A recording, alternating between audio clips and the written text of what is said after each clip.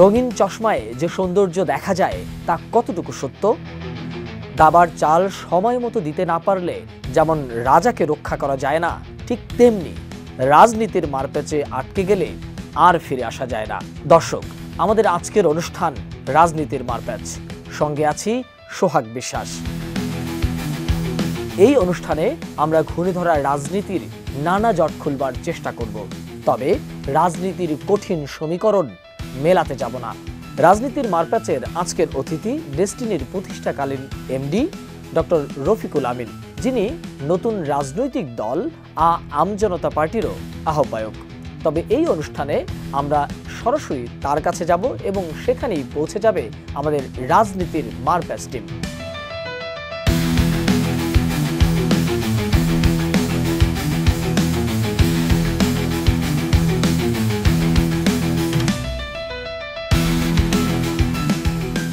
আসসালামু আলাইকুম, আপনাকে স্বাগত জানাচ্ছি রাজনীতির মারপ্যাচে। ধন্যবাদ। ওয়ালাইকুম আসসালাম। আপনি দীর্ঘ বছর কারাগারে ছিলেন। কারাভোগ করে জামিনে বের হয়ে আসার পরেই একটি রাজনৈতিক দলের ঘোষণা দিয়েছেন। হঠাৎ করে আসলে এই রাজনৈতিক দল গঠন করবার ইচ্ছা আপনার কেন জাগলো? ধন্যবাদ। দেশের আইনের শাসন তৈরি করা, দেশের উন্নয়নে নিজেকে সম্পৃক্ত করা। আমাদের দেশে এমন কিছু ঘটনা ঘটতেছে যেগুলোতে আমার কন্ট্রিবিউশন থাকা উচিত।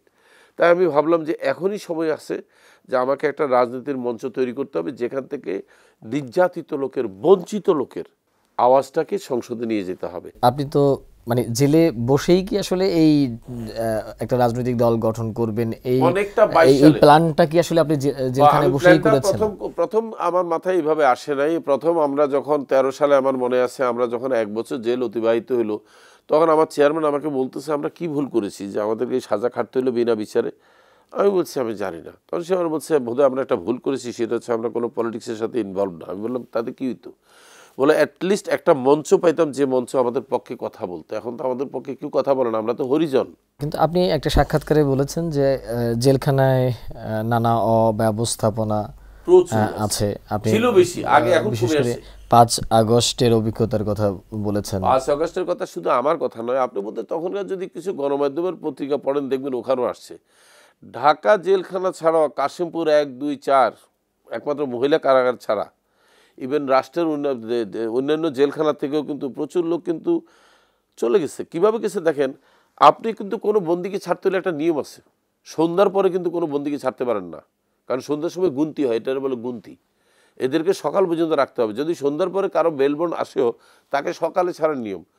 ফজর নামাজ পর্যন্ত লোক ছাড়ছে, লোক যাইতেছে। আমি জিজ্ঞাসা করলাম এরা যায় কিভাবে, এত বেলবন আসছে? বলে না, বেলবন না, এটা বিশেষ নির্দেশে দেওয়া হয়েছে, নির্বাহী আদেশে। কে দিলেন নির্বাহী আদেশ?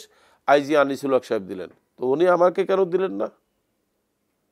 সে আইজি এখন রিটায়ার্ড, সে ছিল শেখ হাসিনার এসএসএফের চিফ ছিল। তো এখন কথা হচ্ছে, তখন কিন্তু সরকার ছিল না, কিন্তু খেয়াল করেন ওই সময়টা কিন্তু রাষ্ট্রে কোনো সরকার নাই। ইউনূস সাহেব তো আসলেন 8 তারিখে। এই যে গ্যাপ, এই গ্যাপে কিন্তু প্রচুর ম্যাল প্র্যাকটিস হয়ে গেল। না, এটা তো হচ্ছে যাদের ওই সময়ে যাদের কোনো ধরনের মামলা ছাড়া অনেককে গ্রেফতার করা হয়েছিল তাদেরকে, কিন্তু আপনি তো একটা সাজাপ্রাপ্ত আসামি ছিলেন। আমি আপনাকে উত্তর দিই, সাজাপ্রাপ্ত আসামি বের হয়েছে। আপনাকে কি নাম মেনশন করে বলতে হবে? আপনি লিস্টেড না তো? আপনি দেখেন তো কি পরিমাণ মার্ডার কেসের আসামি বের হয়েছে। মার্ডার কেসের ওরা রাজনৈতিক। আপনি কষ্ট করে দেখতেছেন না কেন যে সেই দিন ওই 5 আগস্ট থেকে 8 আগস্ট পর্যন্ত ঢাকা জেলখানা থেকে রাজনৈতিক বন্দী ছাড়া আর কোনো বন্দী মুক্তি দিয়েছে কিনা আপনি খবর নেন? মার্ডার কেসে আমি তাদের নাম উল্লেখ করতে চাচ্ছি না, কারণ তারা কষ্ট পাবে যে আপনি টক শোতে আমাদের নাম বলে ফেললেন, আমি ওদের নাম উল্লেখ করবো না। মার্ডার কেসের আসামি শীর্ষ সন্ত্রাসী বের হয়েছে। আমার মনে আপনি জানেন, আসলে আপনি খামারটায় প্রশ্নটা আবার করতেছেন। শীর্ষ সন্ত্রাসী বেরিয়ে গেছে জেলখানা থেকে, বেরিয়ে তারা ইন্ডিয়া পালাই গেছে।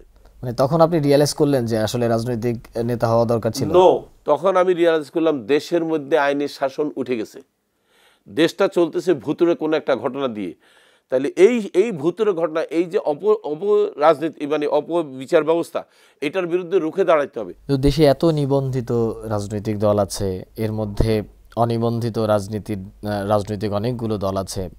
সাম্প্রতিক সময়ে নিউক্লিয়াস পার্টি, জনপ্রিয় পার্টি, জাগ্রত পার্টি, আম জনতার দল, আম জনতার পার্টি সহ প্রায় গত 8 মাসে অন্তত 27টি আরো বেশি রাজনৈতিক দলের উত্থান হয়েছে।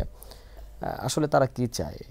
স্পেসিফিক যদি আমি বলতে পারতাম আমি গরম হয়ে যেতাম। আমি বিশ্বাস করি, যেটা আমার বিশ্বাস থেকে বলতেছি, আমি বিশ্বাস করি প্রত্যেকে কোনো না কোনো একটা দৃষ্টিভঙ্গি থেকে রাজনীতির চর্চার জন্য, গণতান্ত্রিক অধিকার প্রতিষ্ঠিত করার জন্য তারা এই সুযোগটা নিয়েছে।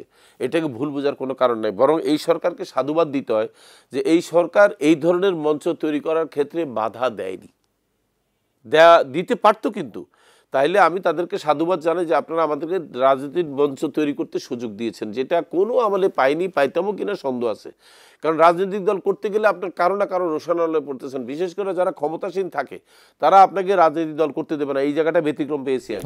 এখন তো আর রাজনৈতিক কোনো সরকার না, তো না সেক্ষেত্রে থাকলেও এরা আপনাদেরকে বাধা চাইলেও দেবে কিন্তু কেন? পারতো, তাদের কাছে ক্ষমতা তো ছিল। কিন্তু তারা তো রাজনৈতিক সরকার না। রাজনৈতিক সরকার না, তারা বিপ্লবী সরকার। হ্যাঁ, তারা আপনাদেরকে রাজনৈতিক দলের বাধা দেবে কেন? তাদের সাথে যে কিছু লোক আছে তারা বাধা দিতে পারতো। সবাই তো আর ডক্টর ইউনূস না, একজনকে নিয়ে তো আমি বিবেচনা করলে হবে না। আমি বলতেছি টোটাল রাষ্ট্র ব্যবস্থা এখনো আগেরটাই রয়ে গেছে। হাসিনা চলে গেছে, exit the dragon, enter the tiger. Dragon চলে গেছে, বাঘ ঢুকে গেছে। সেখানে উনি প্রধান হিসেবে হয়তো আমি ওনাকে পছন্দ করি, এই জন্য ওনার পক্ষে আমি বলি, কিন্তু এর অর্থ এই নয় যে ওনার সাথে সাঙ্গপাঙ্গ যারা আছে তারা এখনো ভালো রয়ে গেছে। এখানে আমার বক্তব্য আছে তো, মানে শেখ হাসিনার দোসররা নানাভাবে নিচে লেয়ার, কয়েকটা লেয়ার আছে। ধরেন একটা জিনিস কি, উপদেষ্টা শুধু উপদেষ্টারাই কিন্তু লেয়ার না, এখানে মিনিস্ট্রি আছে, সেক্রেটারিয়েট আছে, অধিদপ্তর আছে, বিচার ব্যবস্থা আছে। এই লেয়ারগুলো সব করাপ্টেড হয়ে রয়েছে। এগুলার যদি সংস্কার না করা যায়, সরকার প্রধান বদলায় কোনো কাজ হবে না। গণ অধিকার পরিষদের সভাপতি ডাক্তার সাবেক ভিপি নুরুল হক নুরু বলেছেন 5 আগস্টের পর বঙ্গভবন যমুনায় দাওয়াত পাওয়ার জন্য বেশ কিছু রাজনৈতিক দলের উত্থান ঘটেছে। আপনি কি মনে করেন? দাওয়াত দিয়ে কি করব আমি তো জানি না। মানে দাওয়াত দিয়ে কি হবে? তাদের মূল্যায়ন, তারা মূল্যায়নের কিছু না। আমি মনে করি এটা, আমি জানি না, আমি যেতে ওনার চায়। সাথে আর্গুমেন্ট করতে চাচ্ছি না, এটা ওনার মতামত। আমি তার প্রতি শ্রদ্ধা রেখেই বলবো এটা তার মতামত। তবে আমি মনে করি, আমি এইটা বিশ্বাস করি না যে দাওয়াত পাওয়ার জন্য, দাওয়াত কি করে খাওয়াবে, এইটা যদি দাওয়াত হয় যে রাজনৈতিক মত বিনিময়ের জন্য দাওয়াত যদি হয়, তাহলে সঠিক। রাজনৈতিক মত বিনিময়, এখন আমাকে কালকে ডাকতেই পারে বর্তমান সরকার যে আমি আপনার একটা মতবাদ চাচ্ছি, আপনার একটা মতামত চাচ্ছি, আপনি কি চাচ্ছেন, আপনি নির্বাচন চাচ্ছেন না সংস্কার চাচ্ছেন না, সরকারের কাছাকাছি যাওয়ার জন্য না কাছাকাছি না, আমার মতামত নেওয়ার জন্য যদি দাওয়াত দেয় আমি যাব। আমি যদি ভুল না করি তাহলে আপনার রাজনৈতিক দলের নাম আম জনতা পার্টি। হ্যাঁ, এই আম জনতা পার্টি, এটা অনেকে বলছে আপনার রফিকুল আমিনের আপনি যুক্ত করে দিয়েছেন, তারপরে আম জনতা পার্টি। আমি আপনার দর্শকদের উদ্দেশ্যে বলতেছি, এই সমস্যাটা সমাধানের একটা উদ্যোগ নিয়েছি, কিন্তু আমি অলরেডি এই আজকেই নিয়েছি। এই যে আম জনতা, এই ভুল বুঝে আমি বুঝতে পারিনি যে এইভাবে, যেমন মনে করেন অনেক সময় মানে বিদেশিরা এক ভদ্রলোকের নাম উচ্চারণ করতেছে কি জানেন, মনে করেন তার নাম হচ্ছে আব্দুল হক, কিন্তু তার নাম উচ্চারণ করতেছে আব্দুল হেকি। এক বিদেশি উচ্চারণ করতেছে আব্দুল হেকি, তাহলে বোঝা গেছে যে HOQUE লেখাতে হেকি বলতেছে। তো লেখার জন্য যদি হেকি হয়, তো আমি লেখার একটা অংশ কেটে দিতে রাজি হয়েছি, যে আমি বলছি ঠিক আছে প্রথম সরিয়াটা বাদিয়ে দিলাম, আর বাকি সরিয়াটা থাক, তবুও তো আমার আম থাকবে। কিন্তু আপনি উঠাই দিলে, এর মধ্যে তো অলরেডি আম জনতা দল নামে বোধহয় একটা রাজনৈতিক দল আছে। আচ্ছা, তো আপনাদেরটা হচ্ছে আম জনতা পার্টি, কমপ্লিট কেন করলেন? আমাদেরটা আছে, আমি বলি, ওদের হচ্ছে আম জনতা দল, শুধু আম জনতা দল। আমার হলো বাংলাদেশ আম জনতা পার্টি। আচ্ছা, আপনাদের এই দলের আসলে উদ্দেশ্য বা পরিকল্পনা? 9টা দফা আছে আমাদের। উল্লেখযোগ্য কি? উল্লেখযোগ্য হচ্ছে আইনের শাসন প্রতিষ্ঠা করা। ইয়েস, আইনের শাসন, আইনের সুশাসন প্রতিষ্ঠা করা। এটা তো আপনি আগেও বলেছেন। এক নাম্বার এটা। আপনি জেলখানায় ছিলেন, জেলে বসে মিটিং করেছেন, জেলে বসে ব্যবসা সম্প্রসারণ করেছেন। আওয়ামী লীগের আমলে আপনি এত প্রভাব কিভাবে? কোনো প্রভাব না তো, আমার প্রতি অন্যায় করে রায় দেওয়া হয়েছে সুপ্রিম কোর্ট থেকে। তাহলে জেলের মধ্যে আপনি এত প্রভাব কিভাবে খাটালেন? 2016 সাল, আপনি তারিখটা নোট নিতে পারেন। 2016 সালের 20 জুলাই আমাকে জামিন দেওয়া হয়েছে হাইকোর্ট থেকে। সেই জামিনটাকে সুরেন্দ্র কুমার সিনহা উদ্দেশ্যমূলকভাবে আওয়ামী সরকারের নির্দেশে আটকায় দিয়ে আমাকে ছাড়বে না ছেড়ে বলতেছে কি, যে তোমাকে আমরা সুযোগ দিলাম ভারতের সাহারা গ্রুপের সুব্রতর মতো, তুমি জেলে বসে ব্যবসা করবা, তোমাকে আমরা ছাড়বো না। খেয়াল করেন, আবার এক্সাম্পলও দিছে ভারতের সুব্রতর মতো। আমরা জানতে চাইছি এই ধরনের সাজা কি কাউকে দেওয়া হয়েছে? হ্যাঁ, ভারতের সুব্রতরে দেওয়া হয়েছে। সুব্রতরা নাকি সুপ্রিম কোর্ট এই কাজটা করেছে, তাকে জেলে রেখে তার অফিস আদালত করতে দিয়ে দিছে, প্রয়োজনীয় স্টাফ দিয়ে দিছে, কিন্তু তারা জেল থেকে ছাড়েনি। না ছেড়ে বলছে তুমি এখান থেকে মানুষের টাকা দেওয়ার ব্যাপারে ব্যবস্থা করো, মানুষের সাথে মিটিং করো, রেজুলেশন করো। ঠিক 16 সালে যখন আমি পাইলাম, আপনার 20 জুলাই যখন জামিনটা পাইলাম, এইটার কাউন্টারে সুপ্রিম কোর্ট একটা রায় দিল 13 নভেম্বর 16 সালে। কি লিখলো জানেন? We directed to the jail authority to allow all sorts of cooperation for this respondent as when necessary such as board meeting, resolution ইত্যাদি ইত্যাদি, ব্লা ব্লা, ব্যাংক চেকে সই, কিন্তু আমাকে যাইতে দেবে না। মানে আমি সব কাজ করতে পারবো কোথায়? জেলে বসে, আমাকে যাইতে দেবে না। তখনই আমি কিন্তু নেক্সট স্টেপ নিছি, ঠিক আছে আমার লোকজন আপনাকে জেল গেটে দেখা করতে দেন। জেল গেটে যখন শত শত লোক দেখা করতে আসতেছে, আইজি সাহেব কিছু মাথা খারাপ হইয়া, কিন্তু এই লোকের কাছে এত লোক দেখা করতে আসে, এখন তো সেই সুপ্রিম কোর্টের অর্ডার দিয়ে আমাদেরকে নাস্তানাবুদ করতেছে। তখন উনি আমাকে আপোষে একটা দিলেন, প্রস্তাব দিলেন যে আপনি হাসপাতাল চলে যান, এইখানে যদি আপনি এইভাবে লোকজন দেখা করেন আমাদের সমস্যা হচ্ছে, আমাদের রেগুলার দৈনিক প্রাত্যহিক কাজ নষ্ট হচ্ছে। ঠিক আছে, ভালো কথা, আপনাকে সুপ্রিম কোর্ট একটা অর্ডার দিছে, ফাইন, আমরা বুঝলাম, আপনি যান, প্রিজন সেলে যান, সেখানে আপনাকে আমি সুযোগ করে দেবো। তো দিছে, দেওয়ার পরে এখানে একটা ঘটনা ঘটে গেছে, হঠাৎ করে কোভিড আসছে, বুঝলেন? আর রায়টা কিন্তু 16 সালের, কোভিড আসছে 19 সালের শেষে। কোভিড আসছে পর এখন আমি কারোর সাথে দেখা করতে পারতেছি না। তখন আইজি সাহেবের কাছে আমি দরখাস্ত করলাম যে আমি তো কারোর সাথে দেখা করতে পারতেছি না। তো বলে আপনি কী চান? আমি মোবাইলে এদের সাথে যোগাযোগ করতে চাই, আমি ভিডিও ফোনে কথা বলতে চাই, জুম করতে চাই। আইজি সাহেব কইছে এই অথরিটি আমার না, আপনাকে স্বরাষ্ট্র মন্ত্রণালয়ে দরখাস্ত করতে হবে। তখন আমি শামসুল ভুইয়ার দিয়ে স্বরাষ্ট্র মন্ত্রণালয়ে দরখাস্ত করছি। পর তখন স্বরাষ্ট্রমন্ত্রী বলে উনি এই প্রিভিলেজ চাই কী করে, এটা কি আছে নাকি, পারমিশন আছে জেল কোর্টে? তখন স্বরাষ্ট্রমন্ত্রী দেখাইছে যে দেখেন সুপ্রিম কোর্টের একটা রায় আছে, এই রায়ের আলোকে আপনি দিতে পারেন। উনি এই রায় দেখে থকাই গেছে স্বরাষ্ট্রমন্ত্রী, আরে তাই তো, তারা তো সব পারমিশন দিয়ে বসে আছে সুপ্রিম কোর্ট, সর্বোচ্চ আদালত কিন্তু, আপিল বিভাগ। তখন উনি কী করলেন, লেখছেন যে আবেদনকারীর এই বিষয়ে ব্যবস্থা নিন। দিছে কাকে? আপনার স্বরাষ্ট্র মন্ত্রণালয়ের সুরক্ষা বিভাগ বেলাল সাহেবকে দিছে। উনি আবার ফরওয়ার্ড দিছে জেলখানারে যে বন্দিকে এইসব বিষয়ে যে সমস্ত কথা নির্দেশ আছে হাইকোর্ট সুপ্রিম কোর্টের রায়, এই ব্যবস্থাগুলো করা হোক। এরপরে যায় কিন্তু আমি বসে কিন্তু আপনার কাজ করেছি। আমি অবশ্যই জুমি ফোনে কথা বলছি, but with the permission of the court. এটা অনেকে জানে না, জানতে হবে। যদি আপনি আমার কাছে ব্যক্তিগতভাবে সে কপিটা দেখতে চান, আমি আপনাকে কপিটা সরবরাহ করব। বলা যায় যে আপনার ওই সময়ও ক্ষমতা ছিল, এখনো আমার ক্ষমতা ছিল না তো বোকা, এখনো তো আপনি নাকি বিশেষ রাজনৈতিক দলের না, এটা তো আপনি ভুল ব্যাখ্যা করতেছেন। এখানে এসেছেন, সুপ্রিম কোর্ট আমার জামিন প্রিভিলেজ বন্ধ করে দিয়ে আমার প্রতি অন্যায় করেছে। সে পারে না এই ধরনের রায় দিতে, যেখানে সে দেখবে কি যে হাইকোর্ট আমাকে যে জামিন দিয়েছে এটা সঠিক কিনা। সে লেখছে এইভাবে, হাইকোর্ট কোর্ট গ্রাউন্ডে জামিন দিছে, এটা দেখার আমার সময় নেই। আমি আপাতত তাকে এই প্রিভিলেজ দিলাম, সে এখানে বসে এটা করুক। It is written by the highest appellate division, not by the Sheikh Hasina government. কারণ তখন আপনাকে বুঝতে হবে, এই সুরেন্দ্র কুমার সিনহার সাথে কিন্তু শেখ হাসিনার ঝগড়া হয়েছিল। তাতে আপনাকে বুঝতে হবে সুরেন্দ্র কুমার সিনহা কখনোই প্রভাবিত হয়ে রায় দেয়নি, সে নিরপেক্ষ রায় দিছে আমার জন্য। আমি কীভাবে করবো? ওরা আমার প্রতি অন্যায় করা হয়েছে, আমাকে কেন আটকায় রাখলো এত বছর? আমি তার বিরুদ্ধে অভিযোগ করবো, তো সে কানাডা পালায় আছে, আমি তার ধরবো সামনাসামনি গেলে যে হোয়াট অথরিটি ইউ হ্যাভ, যে আমাকে আপনি এইভাবে এত বছর আটকায় রাখলেন মিয়া। সে তো আপনাকে আবার সুযোগও করে দিছে। কোথায় সুযোগ করে দিছে? এটাকে আপনি সুযোগ বলেন? একটা লোকের পাহাড় থেকে দড়ি বাইতে ফালায় ঝুলাই দিছে, আর আপনি করতেছেন আমাকে দোলনা খাইতে দিছে, পায়ের মধ্যে তো দড়ি আছে। এটা হইলো? আপনার ডেস্টিনি গ্রুপে একটু আসি, বলেন। ডেস্টিনির 35 লাখ গাছ ছাগলে খেয়েছে, এটি 2019 সালের দেশের বিভিন্ন গণমাধ্যমের খবর। না, এটা গণমাধ্যমে আসছে, বিভিন্ন পত্রিকার খবর। ওই সময় রায় সময় সেই গাছগুলোর কি অবস্থা, আর এখন ওই ছাগলের কি অবস্থা? ছাগলের না, এই কথাটা মন্তব্য করেছে সুরেন্দ্র কুমার সিনহা নিজে। যখন আমাদের উকিল বলছে যে মাই লর্ড আমাদের 81 লাখ গাছ ছিল এবং সেই গাছ আমরা দুদকের কাছে বুঝাই দিছি, তখন দুদকের উকিলের জিজ্ঞাসা করছে লার্নের ওদের কত গাছ আছে? বলছে ওনাদের গাছ 35 লাখের বেশি হবে না। তখন দুদকের উকিলে জিজ্ঞাসা করছে ওই গাছের কি অবস্থা? তখন খুরশিদ আলম খান বলছে এই সমস্ত গাছ ছাগলে খেয়ে বলছে, মানে এটা একটা চাপাবাজি আর কি। তখন কিছু চ্যালেঞ্জ করছে, বলছে না, তাহলে আপনি গাছ গণনা করে নিছেন কিভাবে? আর চার্জশিট একটা জিনিস মনে রাখেন, যদি সত্যি হয় যে গাছ ছাগলে খেয়ে ফেলছে, তাহলে চার্জশিটে কেন লিখলো 32,50,000 পাওয়া গেছে? কারেকশন করছে তারা, আবার বলছে না গাছ 35 লাখ হবে না, হয়তো 32,50,000 হবে। কোর্ট যখন জিজ্ঞাসা করছে এই 32,50,000 কোথা থেকে পাইছে, বললো আমরা অ্যাসেসমেন্ট করছি। মানে কোনো গাছই কিন্তু দুদক গণে নেই, না গণে মুখস্থ একবার 35 লাখ আর একবার 32,50,000। তাদেরকে আমি জিজ্ঞাসা করেছিলাম আদালতের মাধ্যমে, আমি বলছি মাননীয় আদালত, এই যে উনি 32,50,000 গাছের হিসাব দিছে, এটা গুনতে ওনার কতদিন লাগছে? বলে কেন? আমি বলছি এক একটা গাছ গুনতে যদি হাইটা 1 মিনিটও খরচ হয় তাহলে 3.5 বছর লাগার কথা এই গাছ গুনতে। তো উনি কতদিনে গাছ গুনছে? তখন সে উত্তর দিচ্ছে ট্রিকি। সে বলছে না, আমরা বার্ড আই দিয়া দেখছি। বার্ড আই বুঝুন তো, মানে উপরের থেকে তারা কিভাবে দাঁড়ায় দেখছে, এর বেশি হবে না। ড্রোন শটের মাধ্যমে ড্রোন শট জানি না কিভাবে দেখছে, 32,50,000 বেশি হবে না। তখন আমি বলছি কেন, 32 লাখের কমও তো হইতে পারে।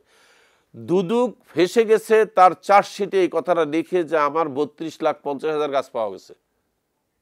আপনি যে আমাকে বলবেন গাছ ছাগল খাইছে, তাহলে দুদক কি ছাগল খাওয়া গাছের হিসাব দিছে? এই কথাটা যোগ করে খুরশিদ আলম খান বলছে, দুদকের পিপি, অত্যন্ত হাইলি করাপ্টেড পিপি আমি আমার জীবনে দেখছি তৎকালীন সরকার আমলে। এমন কোনো মামলা নাই যার সম্বন্ধে সে বাজে কোনো উচ্চারণ না করছে, ইনক্লুডিং আমাদের সাবেক প্রধানমন্ত্রী খালেদা জিয়া সম্বন্ধে, আরো অনেকের সম্বন্ধে বাজে বাজে উচ্চারণ করছে সে। তো তার মতো লোকে যদি বলে আমার গাছ ছাগলে খেয়ে ফেলছে, তার মতো ছাগলে এই কথা বললে আমার কি আসে যায়? আমার এই কথার উত্তর দেন আগে। ঠিক আছে, ধরে নিচ্ছি আপনার সাথে প্রশ্নের সাথে যে গাছ ছাগলে খেয়ে ফেলছে, তো চার্জশিট করতে গেলে 32,50,000 পাওয়া গেছে। আমার সেই গাছ কই? সে 32,50,000 গাছ কই? মানে আপনারা এখন পর্যন্ত এরপরে আর কোনো গাছ পান নাই, মানে তারা কি আমরা স্বীকার কোনো করেছে? কিছু এখন পর্যন্ত বুঝে পাইনি। আমাদের ব্যাংক অ্যাকাউন্ট বুঝায় দেয়নি দুদক, আমাদের সম্পত্তি বুঝায় দেয়নি, আমাদের গাছও বুঝায় দেয়নি। ভাগ্য ভালো যে আমাদের বউ বাচ্চা কারি নিয়ে দখল করে নাই। দুদক হেন কাজ বাকি রাখে নাই করতে।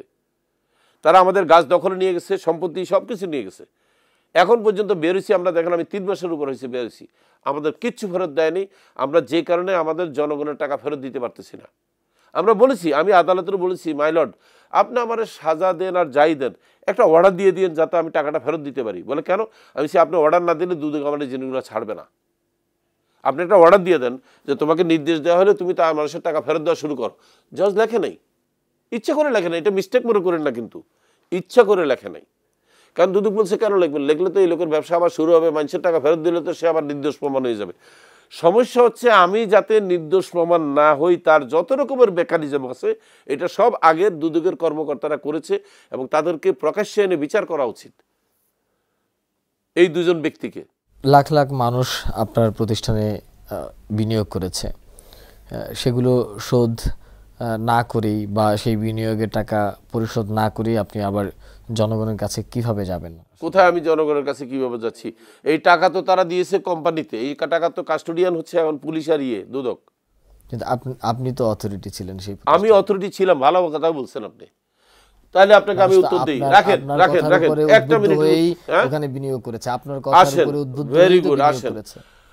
হাসিনার আমলে হাসিনা অনেক দানা সৃষ্টি করে গেছে। রূপপুর পারমাণবিক কেন্দ্র, আদানি গ্রুপের বিদ্যুৎ, চায়নার টাকা, এগুলা কি এখন আপনার হাসিনার কাছে যদি চিঠি লেখেন তুমি টাকা শোধ করো, সে করবে? সে বলবে রাষ্ট্রে এখন যে আসে তারা করবে, তাই না? এবং করতেছে, কিন্তু তাই বর্তমান সরকারই পরিশোধ করতেছে। এই সমস্ত টাকা পরিশোধ করার দায় দায়িত্ব হচ্ছে বর্তমান যে পর্ষদ আছে তাদের। তবে পর্ষদকে আমি হেল্প করতে চাইছি, আমি তাদেরকে বলছি তোমরা তো এটা পরিশোধ করতে গেলে একা পারবা না, আমাকে ম্যানেজমেন্টে রাখো, আমি তোমাদের সাথে আসতে চাই, আমি দেখাই দেবো কিভাবে এটা ফেরত দিতে হবে। এবং তারাও আন্তরিক, আমি দেখছি তারা আমার কথাটাকে ফেলেনি। তারা বলছে ঠিক আছে আপনাকে আমরা আমাদের বোর্ডে নিয়ে নিব, নিয়ে আপনি আমাদেরকে গাইডলাইন দিবেন কীভাবে ফেরত দেওয়া যায়।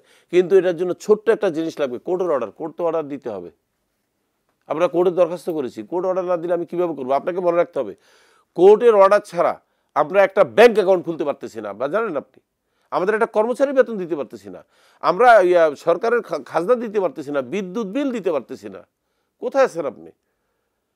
তা আমার সব আটকে রেখে আমাকে হাত পা বাঁধা ঘষে আমাকে সাঁতার কাটতে দেবে, আমি সাঁতার কাটতে পারবো? কারণ আপনাদের তো সম্পত্তি ওই সময় যা ছিল তার থেকে এখন অনেক গুণ, সেগুলোর দাম বেড়েছে, মূল্য বেড়েছে, সম্পত্তি বাড়েনি, সম্পত্তি বাড়ে নাই, সম্পত্তি একইভাবে আছে, কিন্তু সেগুলো প্রপার্টির মূল্য বেড়েছে।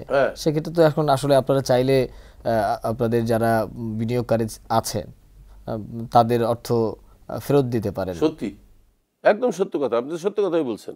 আমরা চাইলে মানে কি, আমরা চাচ্ছি ফেরত দিতে, আমরা চাচ্ছি মানুষের টাকা ফেরত দিতে, কিন্তু দুদকের সাবেক 2 কর্মকর্তা এই জিনিসটাকে আটকায় দিয়ে তারা এলপিআরে গেছে।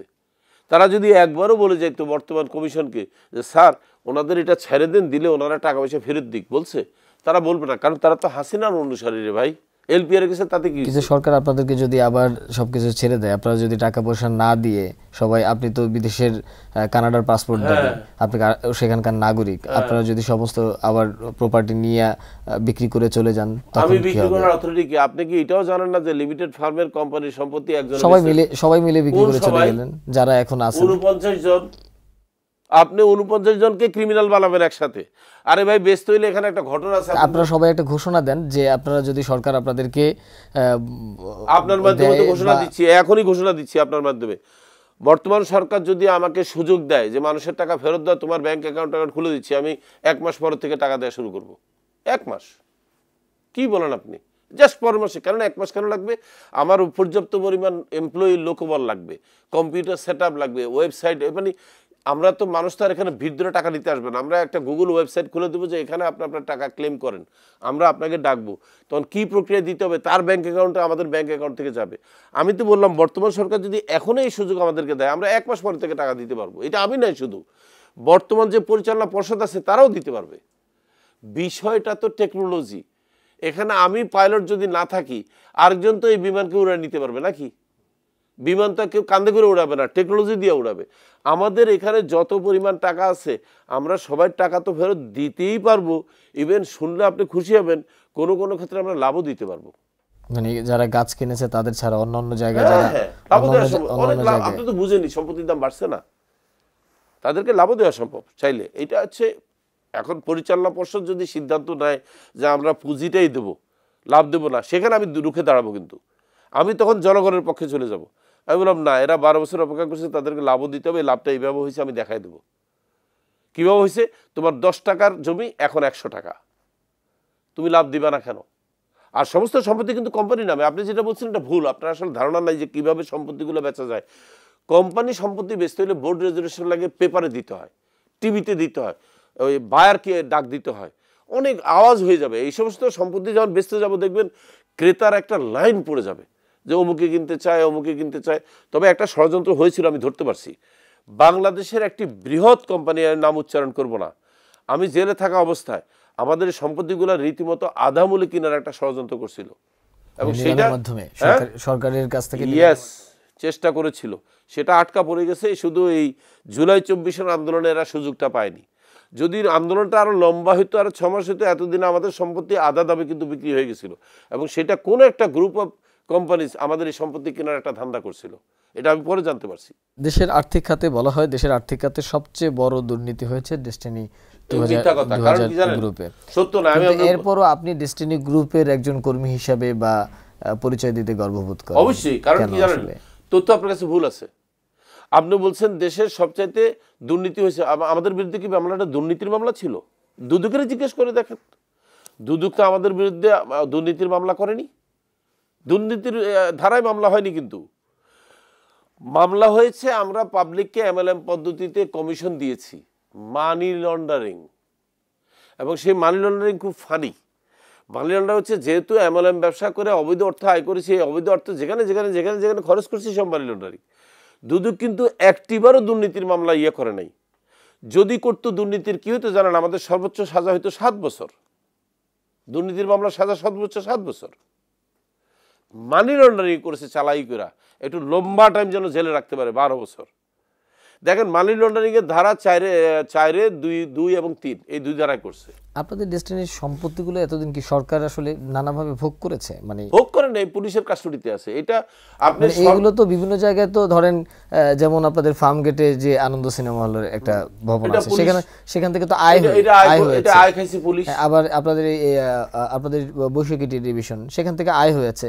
বিভিন্ন এরকম অসংখ্য প্রতিষ্ঠান আছে যেখান থেকে আয়ের ব্যবস্থা আছে। সেই অর্থগুলো বৈশাখী টিভি তো অত আয় হয়নি। বৈশাখী টিভি একটা লোকসানি প্রতিষ্ঠানই ছিল, কোন রকম সার্ভাইভ করছে।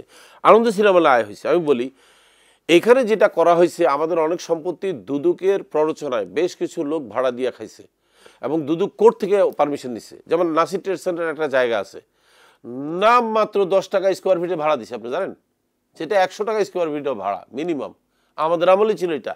এই কাজগুলো করেছে তৎকালীন দুদকের পিপি, দুদকের বাদী এবং দুদকের আয়ও মিলে। আমার চোখের সামনে কিন্তু পারমিশন নিচ্ছে কোর্ট থেকে, কোর্টও পারমিশন দিয়ে দিল আমাদের এগুলা। তারপরে যে ডিএমপি ছিল পুলিশ আমাদের 108টা গাড়ি চালাইছে, কি বলেন আপনি? আমাদের অনেক বাড়ি টাড়ি দখল করে আনসার পুলিশেরা ভোগ করছে, আমরা 1 টাকাও ভাড়া পাইনি। কোথায় পাবো? আমাদের তো ব্যাংক অ্যাকাউন্টই বন্ধ, ভাড়া কোথায় যাবে?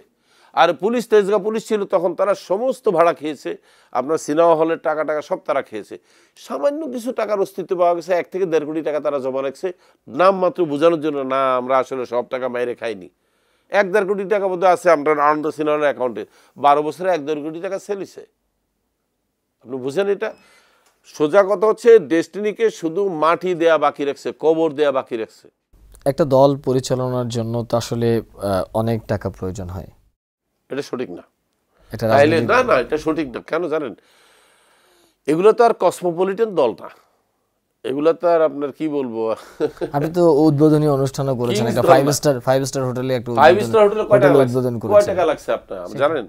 আমার যে 14-15 লাখ টাকা লাগছে, এটা আমার কর্মীরা দিছে, সবাই চাঁদা করে দিছে। 14 থেকে 15 লাখ টাকা লাগছে। আমি কেন করেছি এটাও বলি। এছাড়া দল কিভাবে চালাবেন তাহলে? আমি দল চালানোর দরকার নাই তো। দল চালাতে গেলে যে টাকার দরকার, সেটা আমরা সিদ্ধান্ত নিয়েছি, আমরা ডোনেশন দেবো, আমরা চাঁদা দেবো। আমাদের চাঁদার সিস্টেম তৈরি করছি, চাঁদার বই তৈরি করছি।